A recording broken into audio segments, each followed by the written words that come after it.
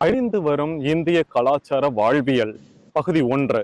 உறங்கி எழும் பொழுது எப்படி எழ வேண்டும் என்று நம் இந்தியாவிலே குருகுலத்திலே சீடர்களிடம் கற்றுக் கொடுத்திருக்கிறார்கள். அது இந்திய மக்கள் அனைவரும் சில பல நூற்றாண்டுகளுக்கு முன்பு இந்தியா முழுவதும் செய்து கொண்டுதான் இருந்திருக்கிறோம். அது ஆங்கிலேய படையெடுப்பு, அமெரிக்கா வாழ்வியல் மீது இருக்கிற நம்முடைய மோகம், அது அனைத்திலுமே இந்தியாவில் கற்றுக் கொடுத்த அந்த கலாச்சார வாழ்வியலை நம்ம தூக்கி போட்டுட்டு அமெரிக்கா, இங்கிலாந்து மாதிரி வாழ்றதுக்கு ஆசைப்பட்டு நம்ம மாறி போயிட்டோம். இப்போ மறுபடியும் இந்தியாவில் எப்படி வாழ்றதுக்கு குருகுலத்துல கற்றுக் கொடுத்தாங்களோ அதை மீட்டெடுக்கிறதுக்கு முயற்சி செய்யலாமே. ஏனென்றால் அது இல்லாமனா நம்ம நம்ம நாட்டுல இப்போ எவ்வளவு பிரச்சனைகள் இருக்குது நம்ம வாழ்க்கையில அப்படிங்கிறது நமக்கு நல்லா தெளிவா தெரியுது.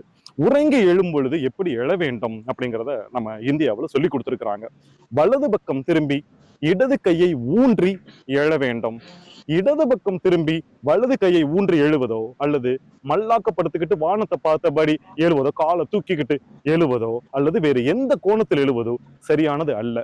வலது பக்கம் திரும்பி இடது கையை ஊன்றிதான் எழ வேண்டும் என்று ஏன் நம்முடைய மூதாதையர்கள் இந்தியாவில் சொல்லி வைத்தார்கள்? நம் இந்திய மக்கள் ஏன் அதை கடைபிடித்தார்கள் என்று விஞ்ஞான பூர்வமாக பார்த்தோம் என்றால் சொல்கிறேன்.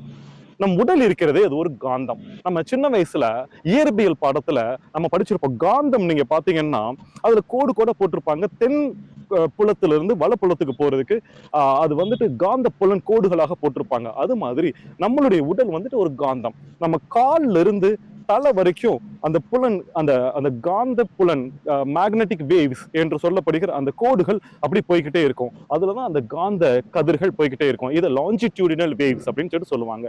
அதே போல தலையிலிருந்து கால் வரைக்கும் வளையம் வளையமா அப்படியே கதிர்கள், அது காந்த கதிர்கள் போகும். அது லாட்டிடியூடினல் வேவ்ஸ் அப்படி சொல்லுவாங்க. இந்த 2 கதிர்களும் நம்ம உடம்புல இருக்குது. ஏனென்றால் நம் உடம்பு ஒரு காந்தம், அது இயங்கி கொண்டிருக்கிறது.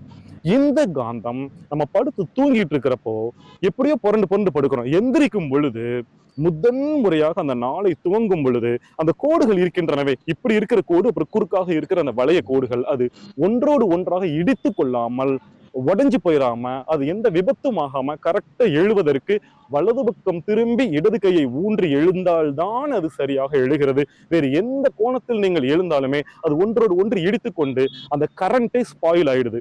எழும்பொழுதே அந்த காந்த கரண்ட் ஸ்பாயில் ஆகி போச்சு அப்படின்னு சொன்னா நீங்க எவனடா வெட்டலாம், எவனடா குத்தலாம் அப்படிங்கிற ஒரு மனவெறியோடும், உடலிலும் சரி நாள் பூரா இருமிக்கிட்டு, நாள் பூரா சளி தொல்லையா 2-3 தடவை லூஸ் மோஷன் போற மாதிரி உடலிலும் அந்த பிரச்சனை வருவது போன்ற அந்த காந்த இயக்கம் இல்லாமல் இருப்பதற்கு வலது பக்கம் திரும்பி இடது கையை ஊன்றி எழுங்கள். நான் அனைவரிடமும் கெஞ்சி கொட்டிக் கொள்கிறேன்.